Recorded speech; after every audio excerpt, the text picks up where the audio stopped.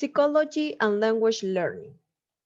Graded activity number 4. My name is Angelica Montes Leon and my teacher is Gabriela Cecibel Inga Ordóñez. In this opportunity, I'm going to present and analyze the influence of attitude and motivation in learning a second language.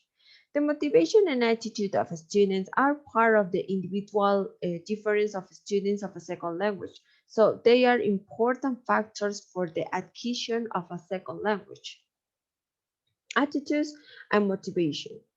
Robert Gardner was the one who developed an investigation on the relationship between the attitudes of a student and his community for the success of learning a second language in 2003. Both the attitude and the motivation attributed by the students are related to each other, since a large part of their participation in their action towards their learning depend on it. That is, if a student has a positive attitude, appropriate behavior, and a cheerful spirit, in addition to her motivation in learning, it will produce good results in her academic development and will be beneficial for him or herself. Attitude. As a personal contribution on the subject, I can say that both factors are so interesting in the learning process because to start a class, it's so important to have a good attitude towards what we want to learn, like what we have in this imagine, which says, believe in yourself. I think that by wanting to interpret it, we realize that our attitude must always be positive and positive for everything. That is going to develop, such as be positive and believe that we will do well in our learning, be positive and win over new ideas, be positive in our action as a students.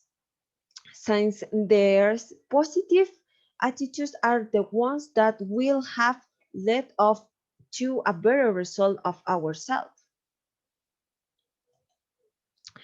And with regards to motivation, we can also rescue two forces and that I consider are more than words of support of advice there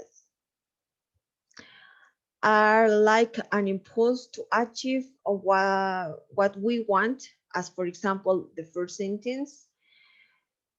The only way to do great work is to love that you do. I believe that both in the position of students, the teacher of a class, it should always be done with the corresponding love towards a good development practice so that a good result can be achieved, and that is a nice job. And I believe that there is nothing more satisfying for oneself than feeling that we managed to do something very well, and that is motivation to impulse to achieve something good. In the second paragraph, don't stop when you're tired, stop when you're done. I think that in the same way, I it tells us that we should never get tired of something that we have proposed, because it will be giving up on a goal, and that is not what we need to reach our objects. So we must always fight with our mind to achieve that we is so decided. Then finally, feel proud of ourselves. In this part is the presentation of the bibliography, which are the resources that I used to develop this presentation. Thank you for your attention.